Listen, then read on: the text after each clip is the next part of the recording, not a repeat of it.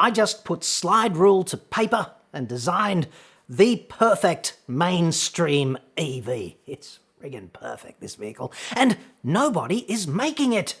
Not yet, anyway. It's more of a feasibility study at this stage, really, but let's not split hairs. This is a massive automotive industry opportunity. Details next.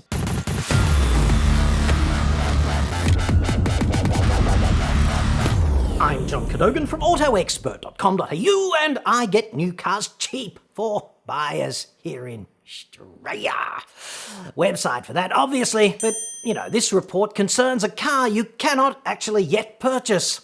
The beer garden physics of this, what makes my perfect EV tick, coming up in just a second. No car maker is apparently interested in making this car perversely. Chinese MG just launched its first EV here in Shitsville. $44,000 drive away. Pretty sharp price for an EV. 45 kilowatt hours too in that car. 260 k's of range on the WLTP cycle, but they say it's more like 370 k's with maximum regen in stop-start shitty city traffic. Try saying that with a bottle of Glenfiddich on board. 7.2 kilowatts of maximum charge acceptance capability. That's pretty impressive. About 30 amps, single phase. #Australia. About 7 hours from flat to full, so it's a sleep on it kind of proposition. This thing is called the MG ZS EV. It's the cheapest EV in the nation, although they would probably say most affordable. MG is apparently doing all it can here to help make Australia less shit. #important, #respect. But hey, as your next Prime Minister, I know that I can do even better with EVs. I remain the ultimate EV skeptic. I do not worship at the Church of Electric Jesus, and I never frigging will. And yet, I've been driving a Hyundai Kona Electric for about 6,000 k's now or something, and I do enjoy driving it, I really do. I love not going to the filling station. Nostalgia factor there, minus 273 degrees C on the warmest possible day.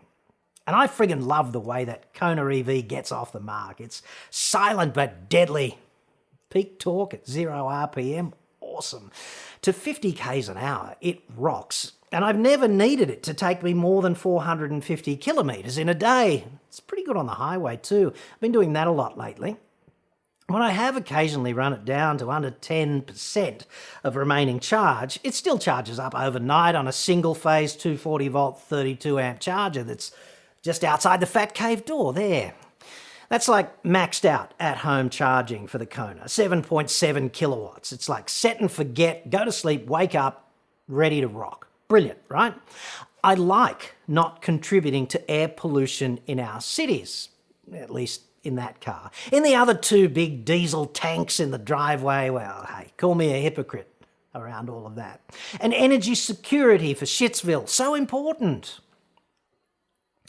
EVs certainly have a niche carved out and well-defined role to play there, even though our grid remains embarrassingly filthy on the world stage.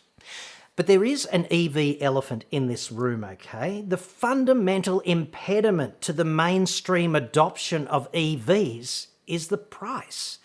The mighty Kona Electric is $25,000 more than its equivalent petrol counterpart. Like, it's mid-40s drive away for the 1.6 turbo petrol Highlander and about 70 grand for the EV. This is a massive monetary hit. They're in different universes on the pricing scale. The petrol MG ZS is $17,000 cheaper than the EV equivalent. Only a proper EV zealot with cash to burn can justify this, right? Or perhaps a business which is looking to wear its green credentials on its sleeve. And look, there's nothing wrong with doing that if you want to. Economic rationalism is not a prerequisite for owning a vehicle or anything else from, I don't know, an Omega watch to Christian Louboutin shoes. What I'm saying here is that economic irrationalism limits the number of EV sales that can be made, ultimately. For most of us, the people with budgets and commitments, people like that out there, mainstream society members, the price premium is just impossible to justify. Currently, impossible. Like, look at the opportunity cost, right? What else would you do with the 17 to 25 grand you'd save on the petrol version?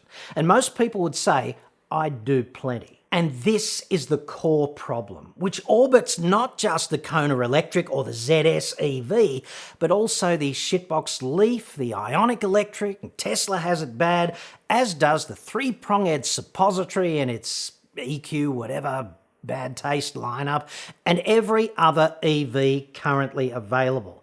Your accountant cannot make this a sensible proposition in the domain of making the numbers add up.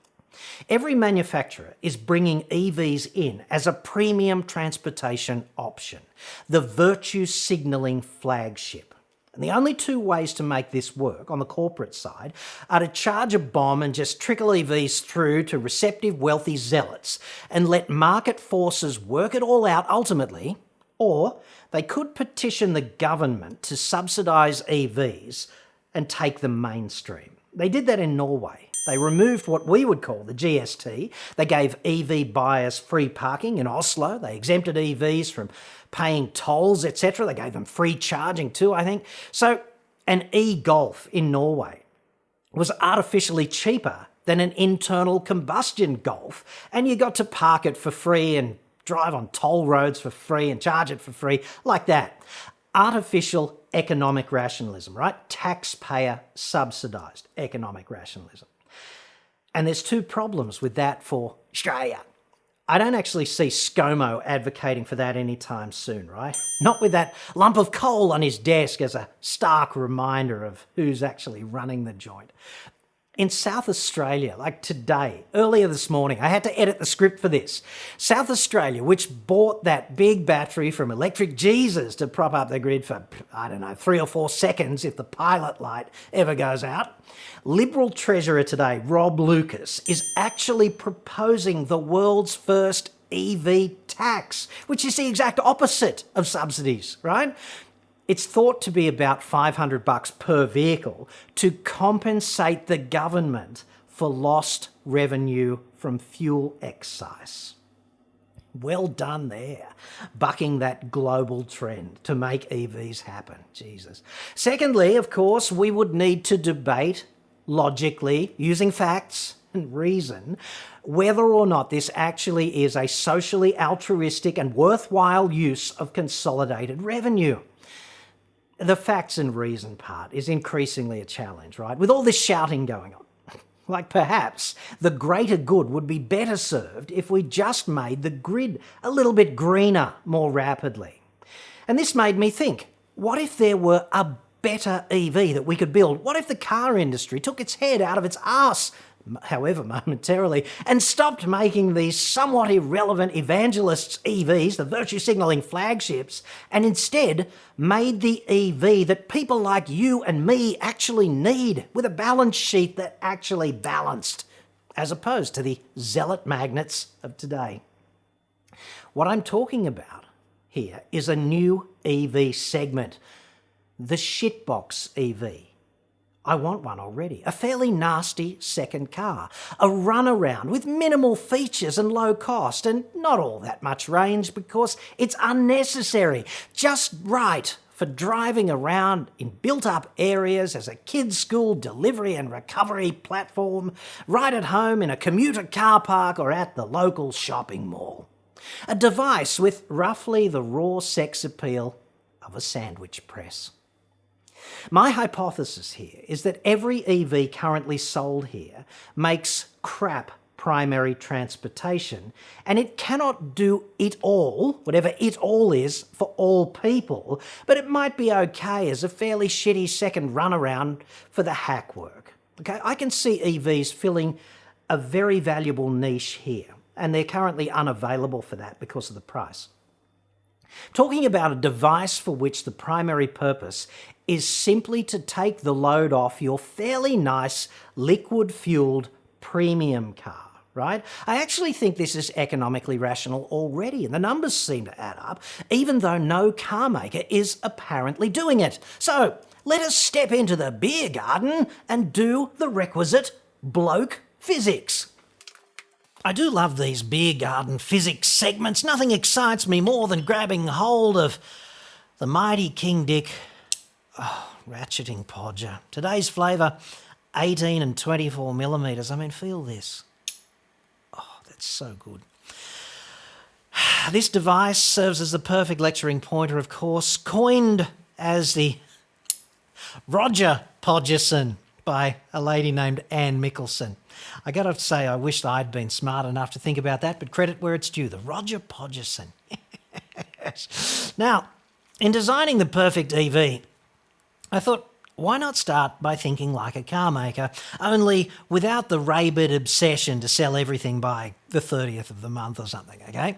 So the EV that I am most familiar with, and it's like the 5th or 6th EV I've driven now, is the Kona EV. And what Hyundai obviously did was they started with the petrol Kona, they took the whole platform and they said, well, what have we got to do to DIY an EV out of that? Just like you would in the driveway at home, only with tremendously more researchers and access to a bunch more propeller heads than you and your mates. Okay, so essentially they got to lose a bunch of stuff, didn't they?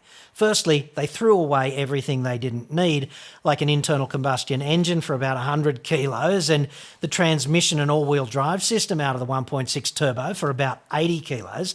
They lost the entire fuel system, the heaviest part of which is obviously the tank and the fuel, for about 60 kilos.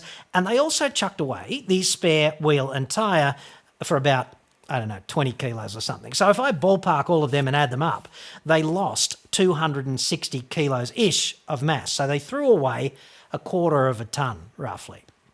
But they added a big fat battery because they wanted a lot of range with this car. So the battery weighs 450 kilos because batteries are not that energy dense in comparison with the liquid fuels, at least. And it adds a shitload of cost as well because batteries are expensive. Like, just go to Bunnings and go and get a replacement battery for a power tool. Jesus, batteries are expensive things, right? They also had to add a motor and an inverter. So they took out about 260 kilos and they added about 500 with a net deficit of about 240. So the mass went up by 240 and the price went up by 25 grand. And I'm tipping that they would have kept that price as low as they could and still have a economically rational pricing structure, okay? So the combustion Kona is about 1,500 kilos and the mass of the EV is about 1,740, and that's where this extra 240 kind of went. It's the difference just between these components, obviously. So this is kind of a problem, and the problem orbits the battery because the battery delivers the range, and there's no new technology on the horizon that's really going to change the energy density, mass, and cost equation for batteries, at least none that I can see anytime soon. Just thinking about the Kona EV by beer garden physicist sort of standards, what makes it different? It's heavier, it's got less range. And it's got less range because it's already got a dirty big battery. 64 kilowatt hours is a shitload of electrical energy, but it's not that much energy in the context of liquid fuels, okay? Because the energy density of batteries is so much lower. And this pumps up the mass because you need 7 kilograms of battery for every one of these 64 kilowatt hours of energy. And if you're a little bit hazy about kilowatt hours and kilowatts, it's just like this. Power is what punts you down a drag strip quickly, okay? More power, faster quarter mile time, faster overtaking, faster acceleration, okay? Subject to maintaining acceptable grip for tractive effort, okay? But the same amount of energy is essentially required to do particular jobs, and the difference is if you do it quickly, you need more power, okay? An example of this is Fat Man running up the fire escape to the top of a 10-storey building or something of that nature. If he does it slowly, you can tell that he's unfit, okay? But that just means he's not able to exert power as effectively as a similar mass human who is fit, and they can get up there quickly because they're more powerful. Those are strictly correct physics lab type expressions of the different things. It takes the same amount of energy to get a 100 kilo man to the top of a 10 kilo building, but if he does it quickly, he's more powerful than the dude who does it slowly. That's how this works.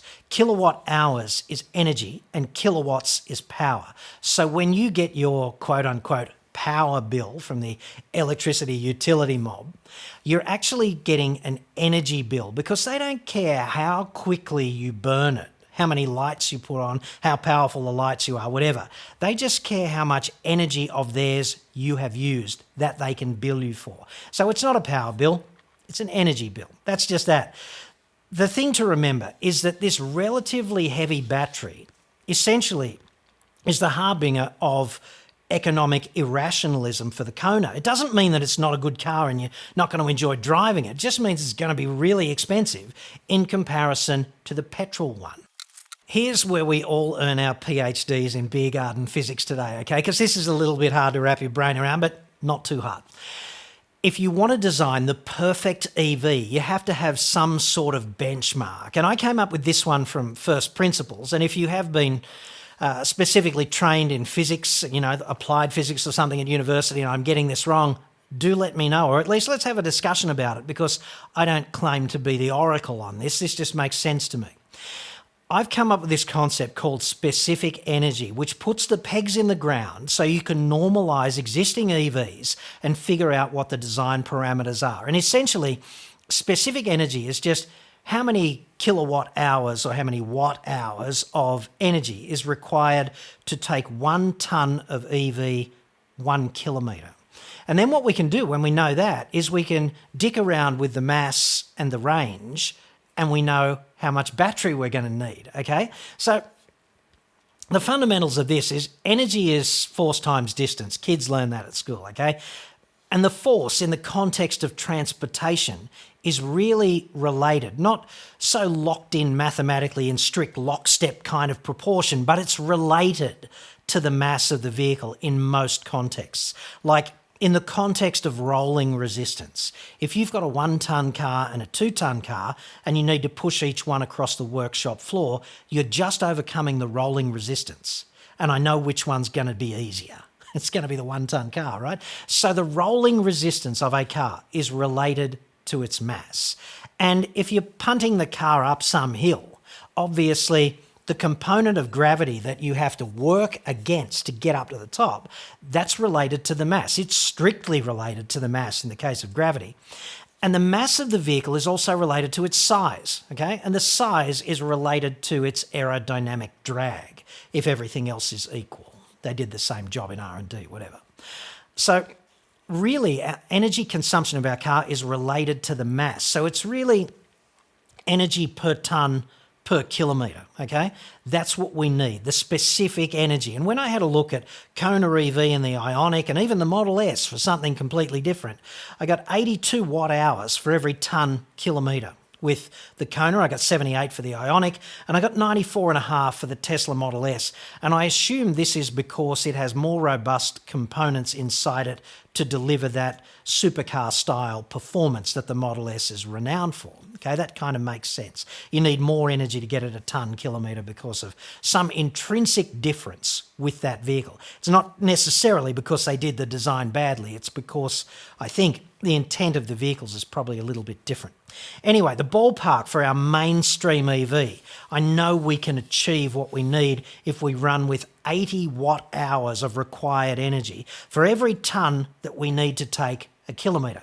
And then what we've got to do is figure out how heavy we want our perfect EV to be and what the range needs to be, because then we're going to need, we'll know how much energy we need to stick in the battery, and that's going to define the cost and the mass.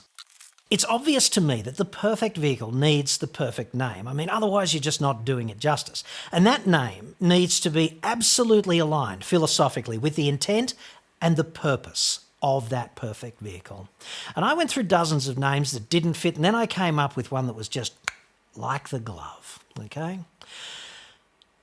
I give you the chitois from the French, meaning nasty EV that you thrash without taking very good care of for 10 years and then it dies and you just get it recycled, dude, okay? And it doesn't need to be big and it doesn't need to be luxurious because it's just my second car, all right?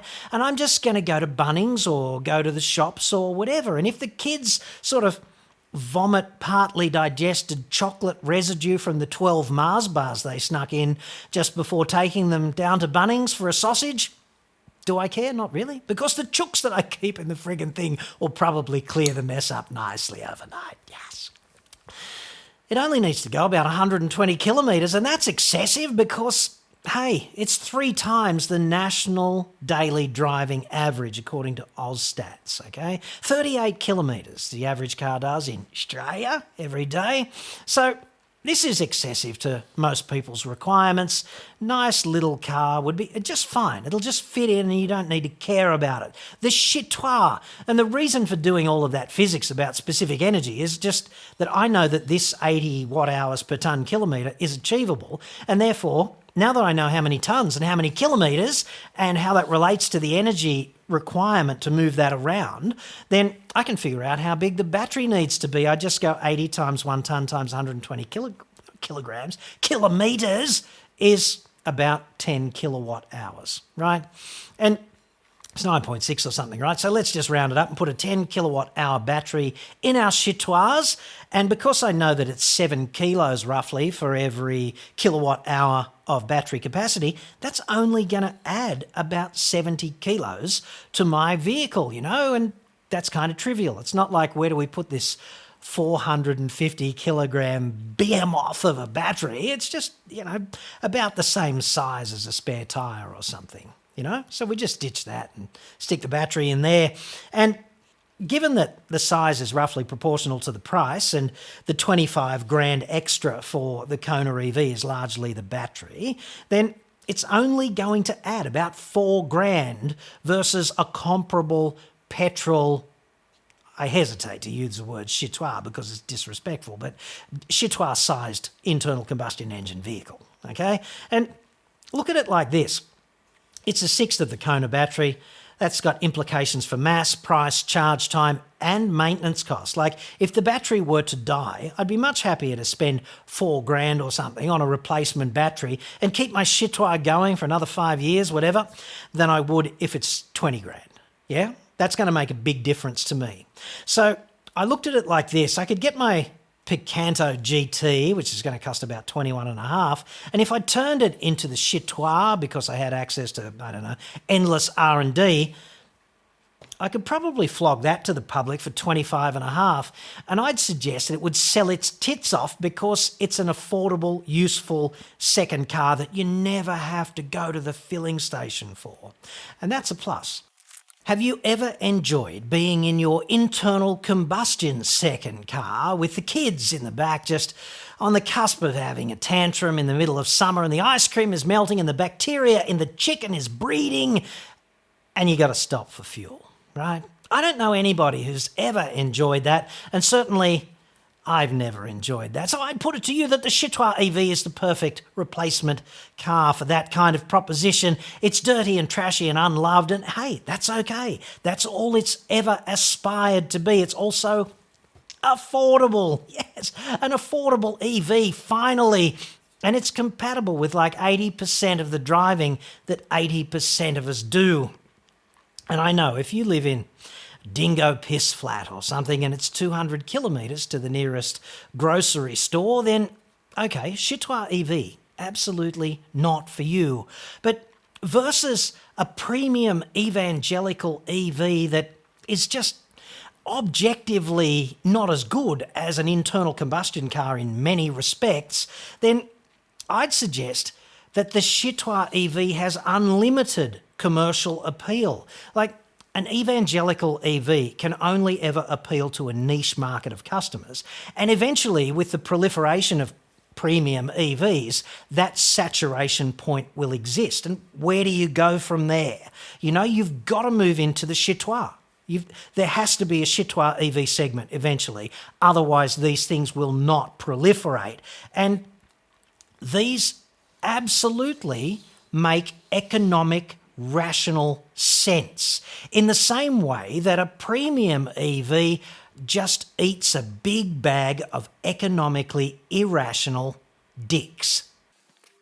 I'd put it to you that the mighty Chitois is a car that would charge up from dead flat in practically no time using a standard 10-amp domestic outlet, which will take you 3 times the national daily driving average between recharges. It would be instantly affordable and go a long way to catalysing the critical mass of EVs we would need globally to roll out proper infrastructure and support to take them fully mainstream.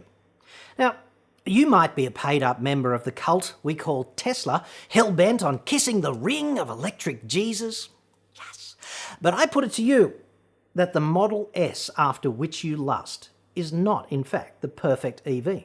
The perfect EV for the world is the Chitois. Tesla remains a sideshow at best. Like last Friday, during an investor conference, Toyota president Akio Toyoda was asked about Tesla's success and its incredible market capitalisation. He responded, somewhat reluctantly, "They have not created a real business in the real world yet. They are trying to trade recipes. The chef is saying our recipe is going to become the standard of the world in the future." Mr. Toyoda's point was essentially mine about the whole sideshow thing. Tesla is tapping into a niche market of rich evangelical electric nuts, prepared to suspend objectivity and burn cash on an entirely faith-based concept, one which makes no economic sense. If you spray yourself with evangelism off, which is itself a derivative of my award-winning heavy-duty 2020 FO, which was jointly designed with renowned investigative journalist and lubrication aficionado Cletus Van Dam to make Australia less shit, it's pretty damn obvious that an EV is, in fact, already the perfect nasty second car. A nasty Chitois that you don't really give a crap about, which bakes in the sun and freezes in winter and lives under the tree outside, the better for the parrots to crap over it incessantly. And hey, it never gets a wash unless, of course, it rains, much less a polish. Unlike Cletus, he's subscribed to polishondemand.com. I think it's complimentary for a dude with his profile. Anyway, the buffing, it just gets thrown in for Cletus. It's great. The Chitois EV is the perfect, affordable, dirty, trashy, soulless domestic hack. Like a tumble dryer, only with wheels and a battery. I love it already because the Chitois fits into the motoring landscape like fishnets on Cletus, and it overcomes the primary impediment to the mainstream proliferation of EVs by actually making economic sense now. So move over, Model S and Cybertruck. It's time to usher in an EV that actually matters. The mighty Chitois, the little engine that could. A 21st century Datsun 120Y or Hyundai Getz, minus the tailpipe emissions and the need to attend the filling station. Now, I do expect rather a tsunami of hate for daring to say all of this. Please don't disappoint me in the comments below because I'm kind of looking forward to it. But don't bother using facts if you want to repudiate my position on the Chitois. If you try that, you might actually discover that they are not on your side.